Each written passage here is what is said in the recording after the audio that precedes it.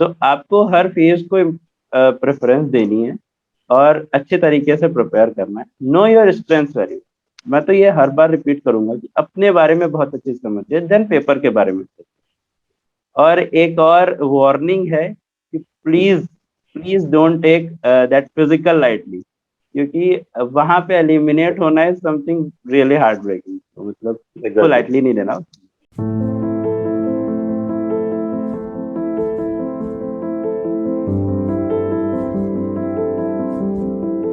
Hello and welcome everyone on today's session. But before we begin, I would like to thank everybody because we have recently achieved our first milestone together, and we are a family of 1,000 people now.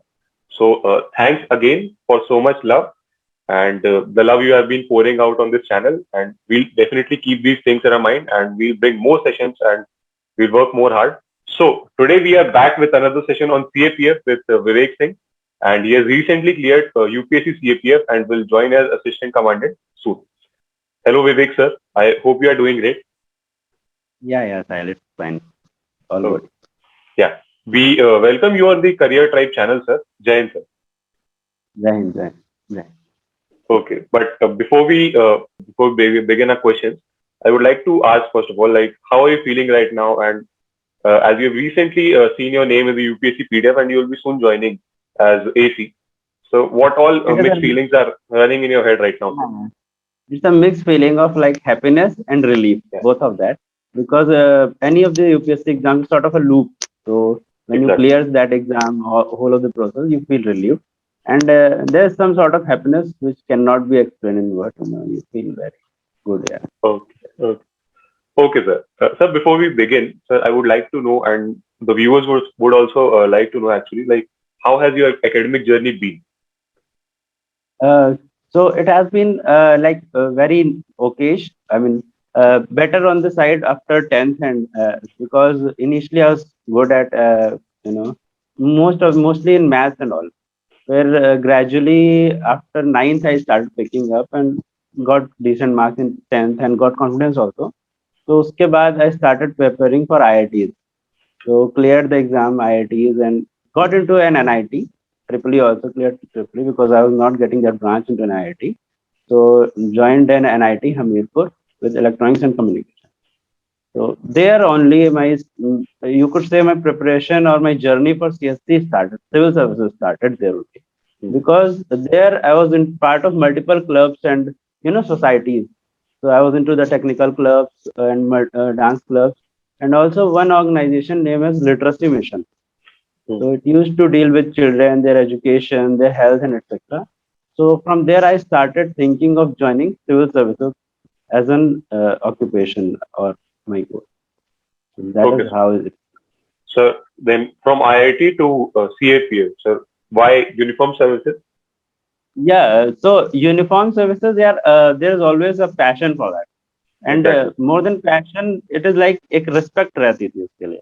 Okay. So हमेशा I have a story to tell कि when I was a kid, तो ऐसा था कि एक बार मैं अपनी mother के कलीग के चेयर पे बैठ गया. So she told me कि आपको कोई चीज अर्न करनी होती है. तो यूनिफॉर्म Hmm. सर्विसेज के साथ ऐसा नाता था कि कभी आज तक वो कैमो मैंने पहना नहीं था, Hmm. क्योंकि मुझे लगता नहीं था कि पहले उसको अर्न करना चाहिए, मुझे ऐसा फील Exactly, होता sir. था. So Exactly. that is something while preparing for CSE, it was also on the same page कि मतलब वो भी प्रिपेयर करना है या कर सकते थे एडमिनिस्ट्रेटिव सर्विसेज के साथ साथ में. तो जब भी मुझे ऐसा टाइम मैनेजमेंट के साथ फील हुआ कि अभी सही है, तो मैंने सीएपीएफ को भी अटेम्प्ट किया. ऑलवेज देयर That इज वो रेस्पेक्ट that रहती है ना यार सर्विसेज की. हाँ sir. That was really inspiring, sir. Okay, sir. Let's start from a very basic. तो जब भी कोई एस्पिरेंट जो होता है ना, सर वो नींद लेके सुबह उठ रहा है, तो the very first thing what he does is read the Hindu, the Indian Express, and I wanted to actually know it from you, like how you prepared for current affairs specifically, and what all resources you followed, और कितने months का पिछला मतलब current affairs पढ़ना होता है specifically for CAPF and CSE also, sir. एक year का काफी होता है मुझे ऐसा लगता है. और Hmm. सीएपीएफ और सीएससी में थोड़ा सा डिफरेंस है. When I am talking about CAPF, उसमें थोड़ा सा डायरेक्ट क्वेश्चंस आ रहे होते हैं current affairs paper Hmm. One specifically. तो जब डायरेक्ट क्वेश्चंस आ रहे होते हैं, तो क्या होता है कि आपको उस हिसाब से प्रिपेयर करना होता है, स्पेशली स्पोर्ट्स से या उन सब एरियाज से। तो मैंने क्या किया था कि I use to read that Indian Express and all. Indian Express में प्रेफर करता था क्योंकि उसमें एक एक्सप्लेन पार्ट होता है, तो जिससे आपका पेपर 2 के जितने भी क्वेश्चंस होते हैं मोस्ट ऑफ देम मुझे लगता है कि आप कवर कर सकते हैं अगर आप एक्सप्लेन अच्छे से कर लेते हैं। एंड विद दैट न्यूज़पेपर मैं उसके नोट्स बनाता था।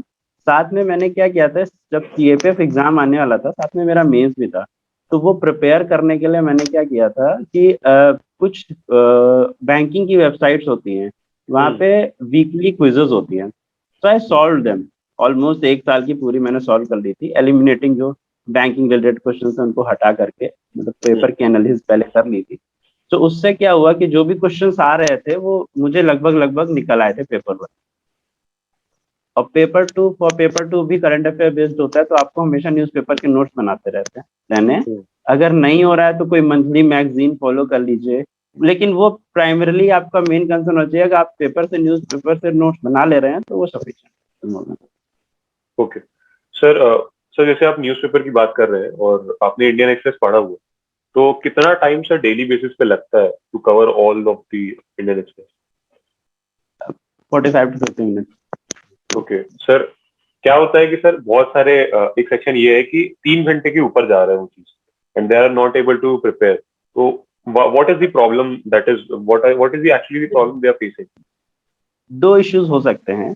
पहला इशू ये है कि आप सारी न्यूज़ पढ़ रहे हैं जो कि रेलेवेंट भी नहीं, एग्जैक्टली। वो ग्रेजुअली एलिमिनेट हो जाता है। मतलब इतनी समझ आ जाती है, आप पेपर को एनालाइज करिए तो आपको पता चल जाता है कि आपको क्या पढ़ना है क्या नहीं पढ़ना है। दूसरा मेजर इशू है कि हमारा बेसिक क्लियर नहीं होता, क्योंकि जब भी हम एडिटोरियल्स पढ़ रहे हैं तो या तो वो इकोनॉमिक्स से रिलेटेड है या पॉलिटिक्स से रिलेटेड है। तो अगर आपकी इकोनॉमिक्स के बेसिक्स नहीं क्लियर हैं तो आपको बहुत टाइम लगेगा उस चीज को। यस। तो मुझे ऐसा लगता है कि स्टार्टिंग में जो कॉन्सेप्चुअल सब्जेक्ट होते हैं, बीट इकोनॉमिक्स और पॉलिटी, इनको आप कवर कर लीजिए, स्टार्टिंग में ही इनको रखिए, ताकि जब भी आप न्यूज़पेपर पे स्विच करें आप पूरी तरीके से न्यूज़पेपर पढ़ें तो आपको वो चीज़ें समझ में आ रही होनी चाहिए। And if you are not getting the newspaper very well, आपको 3 घंटे लग रहे हैं, तो they are multiple channels online also जहाँ पे आप जा करके उस पेपर को वो एनालिसिस करते हैं। वो आप 1 घंटे आधे घंटे 45 मिनट्स में होती है, उसको कर लें। तो आपके बेसिक्स स्टार्टिंग में क्लियर होने लगेंगे, gradually you will be like कि आप इंडिपेंडेंटली न्यूज़पेपर पढ़ सकते हैं। ओके सर, सीएपीएफ एग्जाम का सर जो पैटर्न है वो एक्चुअल में है क्या? तो पेपर 1 125 क्वेश्चन आते हैं 250 मार्क्स के।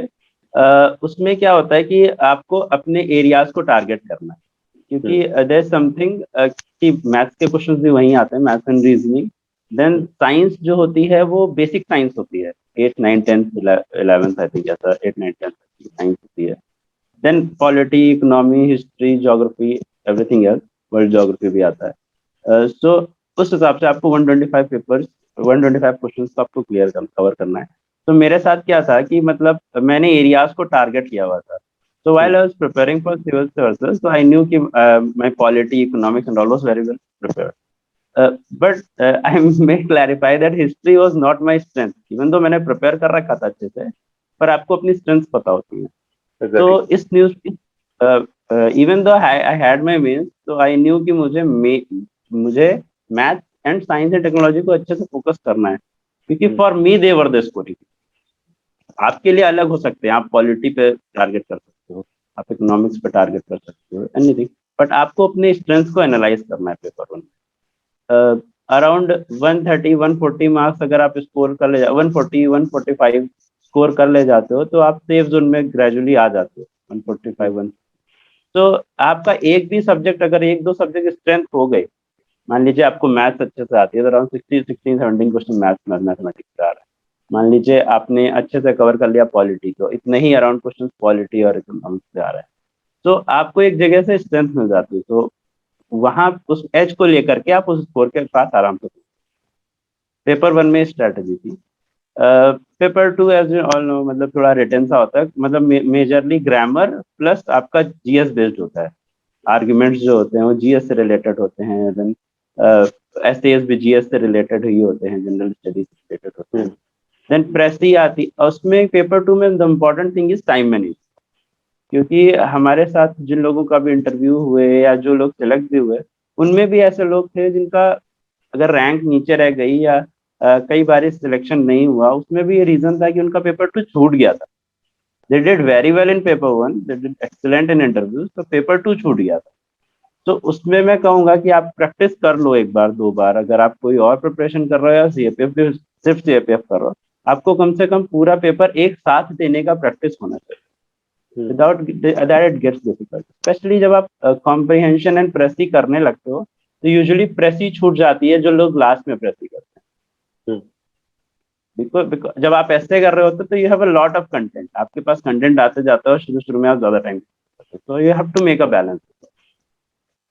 सर जब कोई नया नया घुसा हुआ है सीएपीएफ की प्रिपरेशन में, तो सर उसको पेपर 2 का जो फंडा है ना सर, वो अच्छे से क्लियर हो नहीं पाता है।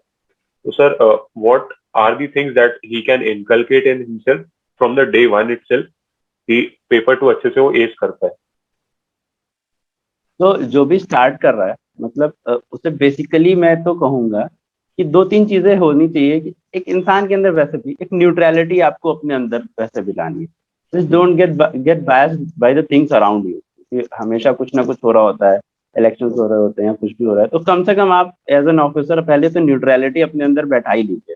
घर पे भी आर्ग्यूमेंट्स हो रहे होते हैं या आपके मतलब कोई भी वो होते हैं, तो आप हमेशा न्यूट्रल पॉइंट ऑफ व्यू समझे, फॉर और अगेंस्ट हर चीज का सोचने की कोशिश करें किसी भी।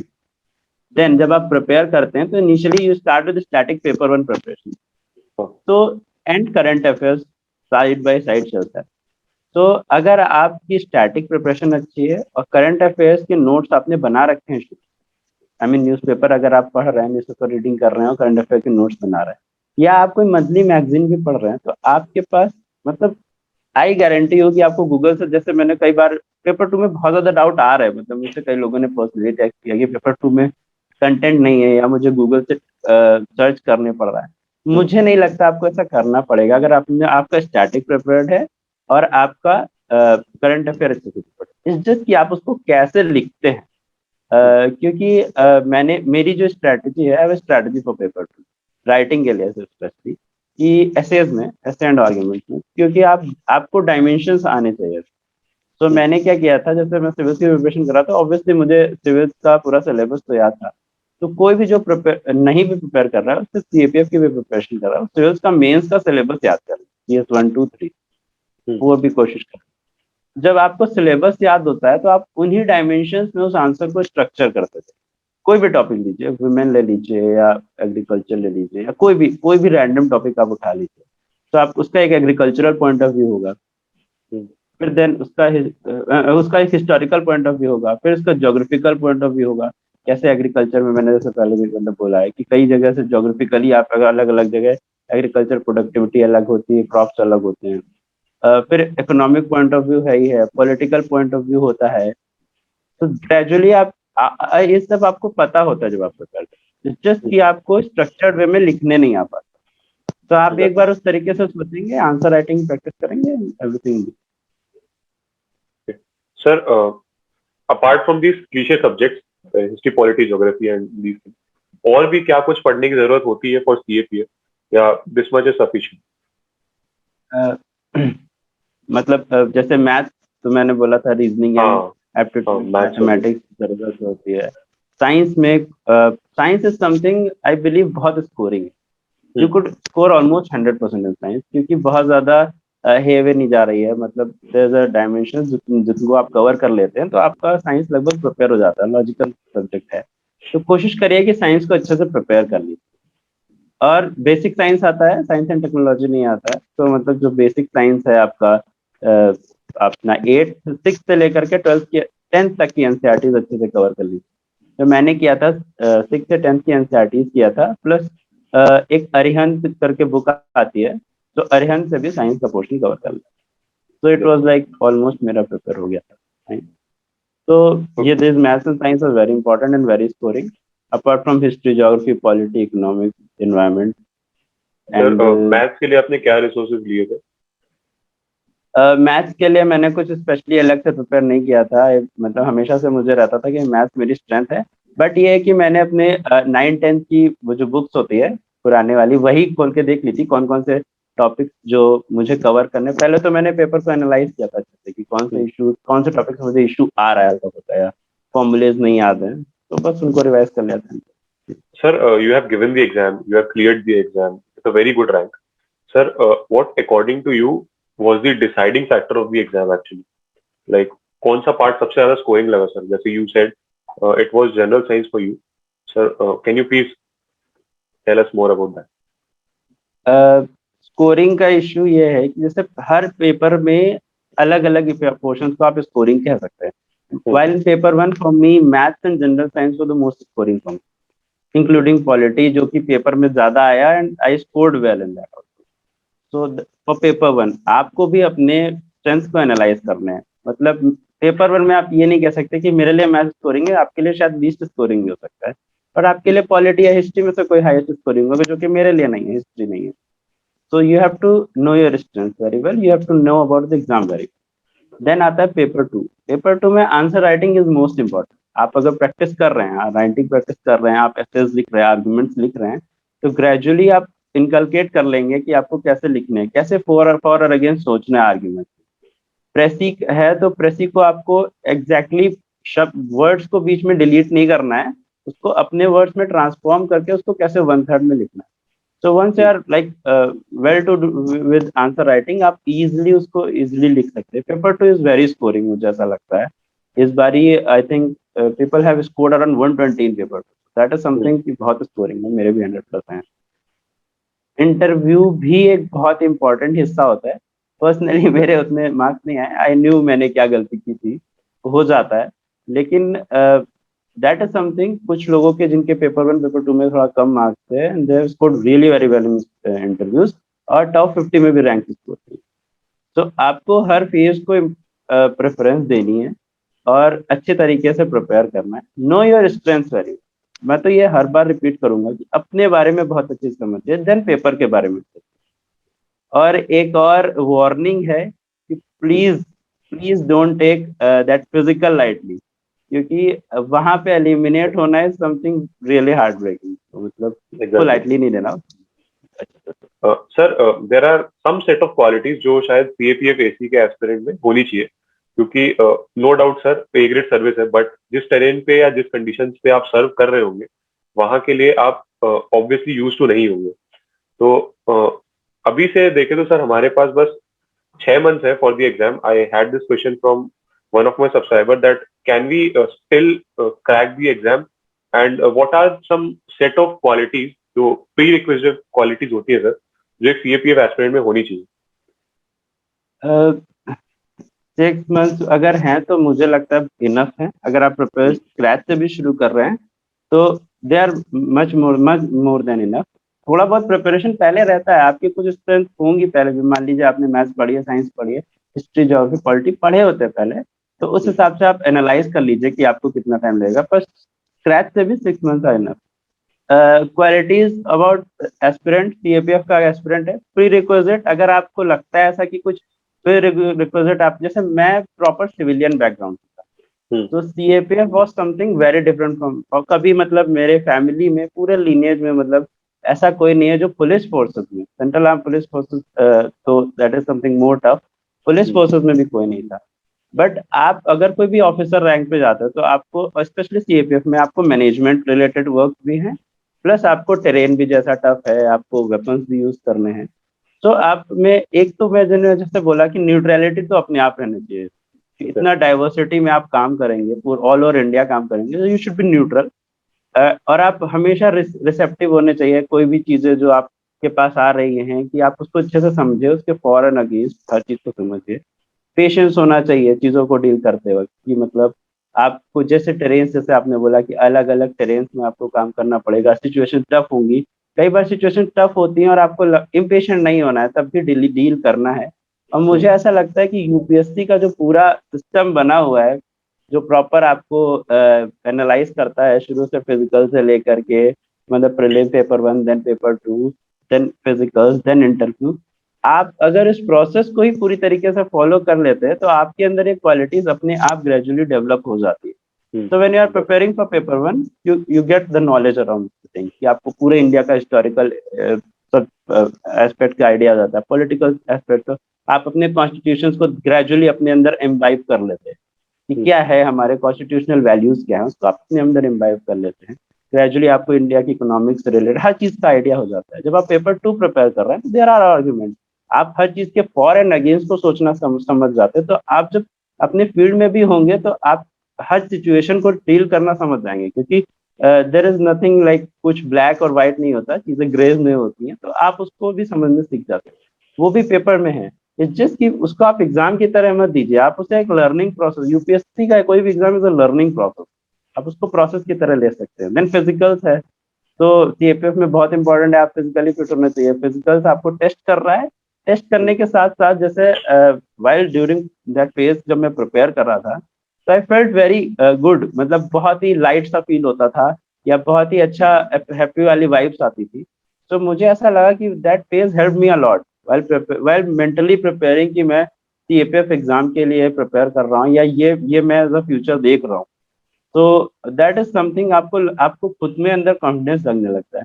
And during that phase only मेरे अंदर ये फीलिंग है कि बहुत ही ज्यादा इंतजार रहता है कि ट्रेनिंग कब शुरू होगी, या क्योंकि उस फेज का वेट रहता है, क्योंकि आप जानते हैं कि दैट इज समथिंग, आप बहुत कुछ सीखने वाले हैं उस फेज में। आप किसी भी बैकग्राउंड से आ रहे हैं, आप बहुत कुछ सीखने आ रहे हैं। तो दैट इज समथिंग, फिजिकल्स का इंपॉर्टेंस है ही, आप फिजिकली फिट रहेंगे और आप ट्रेनिंग भी आपको कराई जाएगी। और उसके बाद देन यू हैव इंटरव्यूज, तो आपके पर्सनैलिटी को ऑल ओवर चेक ही कर रहे हैं। तो अगर आप यूपीएससी के पूरे प्रोसेस को या लर्निंग की तरह ट्रीट करें, तो जो क्वालिटीज चाहिए I think they will automatically gate imbibe. Pre requisite is something you learn everything, pre requisite की कोई बात नहीं है, मतलब gradually you learn. That was really great answer, sir. Okay, sir. Let's talk about test series, क्योंकि CAPF assistant commandant के लिए sir test series की थोड़ी कमी सी लगती है मुझे, specifically for this exam. Sir, so what would you suggest on this? क्या सीएससी की ही टेस्ट सीरीज लेनी चाहिए फॉर दिस एग्जाम? थोड़ा सा इसमें मुझे भी डाउट रहता है, क्योंकि मैं से पूछा लोगों से। आई वुड सजेस्ट कि देखो, कई सारी टेस्ट एनसीईआरटी बेस्ड टेस्ट कराती हैं, मतलब गूगल, मतलब एनसीईआरटी बेस्ड टेस्ट होते हैं उनके, and subject wise like polity, economics and environment.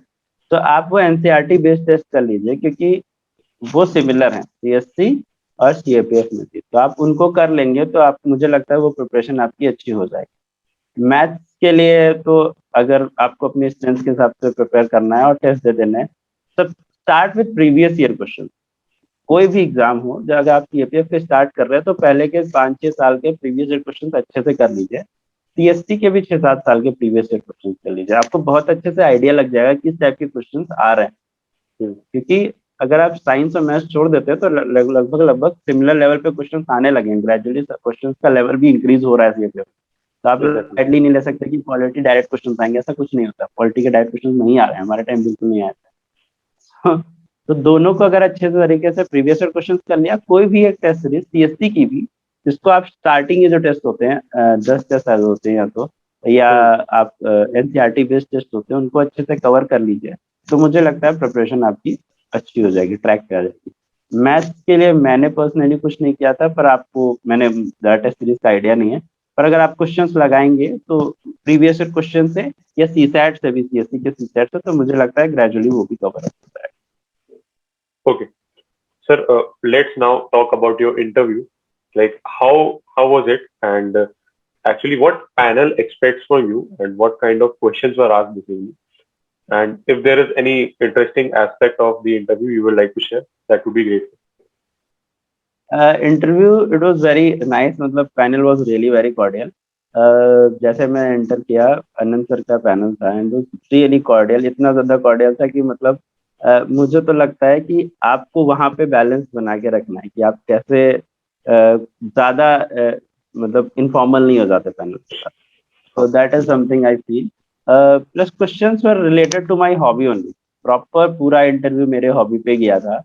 तो started with my hobbies. जैसे एक हॉबी थी, I wrote watching slow, हाँ, while filling the gap I was very specific about my hobbies or interest, कि it was not like कि movies देख रहा है तो मूवीज देख रहा है, स्पोर्ट्स खेल रहा है, मतलब आई न्यू कि मैं क्या लिख रहा हूँ। तो I had that one of my hobby was that watching slow romantic movies.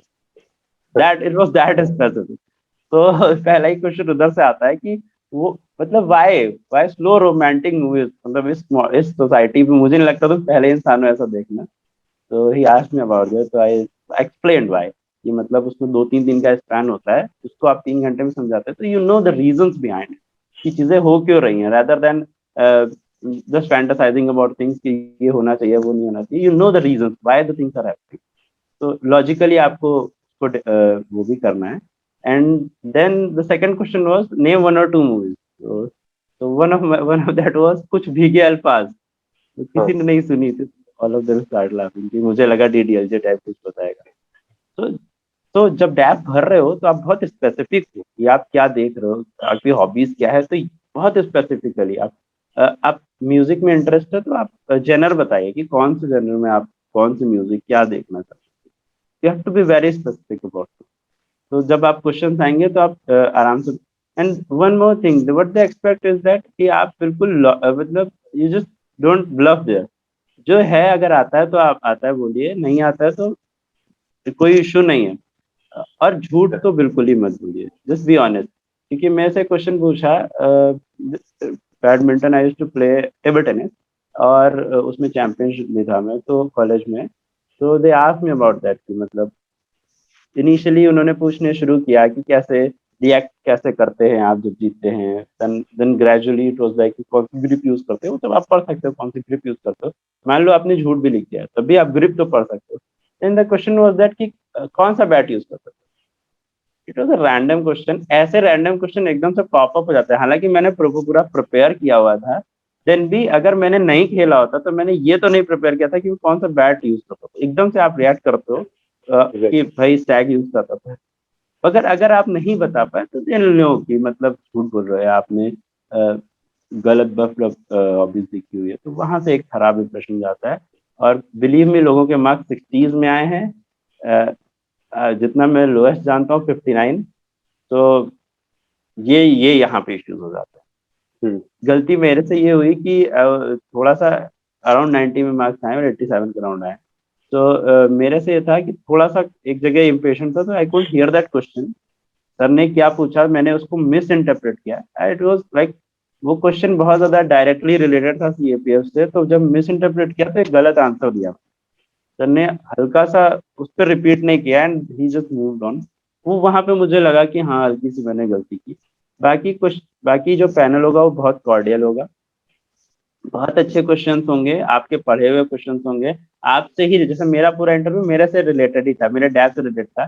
तब अब प्रिपेयर करके गया था मैं, मतलब जैसे इलेक्ट्रॉनिक्स से क्वेश्चन, जैसे इलेक्ट्रॉनिक्स इंजीनियरिंग की थी मैंने, तो हम्म। प्रॉपर मैंने पूरे इलेक्ट्रॉनिक्स से जितना भी मुझे दिखा आसपास जो भी मैंने पढ़ा था, प्लस जो भी प्रेजेंट प्रेजेंट वर्ल्ड रिलेटेड है सब कुछ मैंने पढ़ लिया था कि मॉडर्न वर्ल्ड में क्या क्या डेवलपमेंट हो रहे हैं। एलईडी से लेके एलसीडी से लेके कौन से चीजें अपनी सीआईएसएफ यूज कर रही है इलेक्ट्रॉनिक्स से रिलेटेड। जैमर अगर आप बोल दे रहे हो मान लीजिए, तो जैमर कैसे काम कर रहा है, चीजें कैसे हर चीज पढ़ी। खैर उससे एक भी क्वेश्चन नहीं है, but you have to prepare every dimension of your tap. Okay, that was really great sir. Medicals को लेके जो एस्पिरेंट्स होते हैं सर बहुत टेंस होते हैं, एंड दे फील कि कुछ ना कुछ मेरे में अंदर कमी है, and probably I will be medical out. तो sir, what's your take on this, and how was your medical experience? ये चीज मेरे अंदर भी थी, कुछ ना कुछ मेरे अंदर कमी वाली चीज थी। बट आई न्यू, मैंने थोड़ा टेस्ट करा रखे थे, haemoglobin and all basic test होते हैं आपके ब्लड टेस्ट में, यूरिन टेस्ट में, उसमें कोई इशू नहीं होता है। हीमोग्लोबिन मान लीजिए आपका कम भी है तो रीमेडिकल हो जाता है, तो वो कोई इशू नहीं है। कुछ बेसिक चीजें हैं, आप प्रिपरेशन करने से पहले देख लीजिए। पहले अपनी हाइट का वो है। दूसरी चीज है कलर ब्लाइंडनेस। ये चीजें हैं कि अगर आपके मेडिकल में आ जाती हैं तो फिर इसका कोई सोल्यूशन नहीं है, और फिर आपकी पूरी preparation that is something heartbreaking. क्योंकि मेरे साथ एक मेरा दोस्त था, उसको कलर ब्लाइंडनेस निकल आया था वहाँ पे। And it was something really heartbreaking कि उस प्रोसेस में आप पूरा कंप्लीट करो, आपके मार्क्स अच्छे आ रहे हो, देन आप, तो ये चीजें आपको पहले से पता होनी चाहिए। सर। नॉक नीज के में भी मुझे लगता है कि एलिमिनेशन है, बट नॉक नीज का कई लोगों को ऐसा गलत आइडिया रहता है कि अगर हल्का सा भी टच हो रहा है तो नॉक नीज है। मे बी कई बार ज्यादा फैट कंटेंट की वजह से या हल्का उसकी वजह से हम्म। भी वैसा फील होता है, but that is not particularly knock knees. तो that is something I would say. Plus जब आप फिजिकल्स के प्रिपरेशन कर रहे हो तो पूरा प्रिकॉशंस यूज करिए कि मतलब आप फिट रहे या कहीं इंजरीज नहीं हो जाए या कुछ ऐसा हो जाए, क्योंकि कई बार उसके लिए भी आपको री मेडिकल मिल जाता है। एंड देन आपको री मेडिकल मिल जाता है, तो if you have to operate, तो आपका ऑपरेशन कुछ 3 मंथ्स या 6 मंथ्स का क्राइटेरिया होता है, एंड वो हो नहीं सकता क्योंकि री मेडिकल का टाइम अराउंड 40 डेज 50 डेज होता है। तो दैट इज समथिंग कि आप फिजिकल की प्रैक्टिस करते वक्त भी ऐसा पूरा कोशिश रखें कि आप फिट रहे, बहुत ज्यादा एक्सरसाइज नहीं करें किसी चीज की। ओके बाकी कुछ नहीं, कुछ बेसिक टेस्ट करा लीजिए अगर आपको लगता है। पहले नहीं कराना है तो कोई बात नहीं, मेडिकल में ऐसा कोई इशू नहीं होता, करवाना होगा, आ ही जाएगा। okay, that was really great. Okay, sir, we are now moving towards the final bout of the session, and I would like to ask it from you, like, what are your final words of suggestion, motivation for the aspirants? Final word, just be preparing.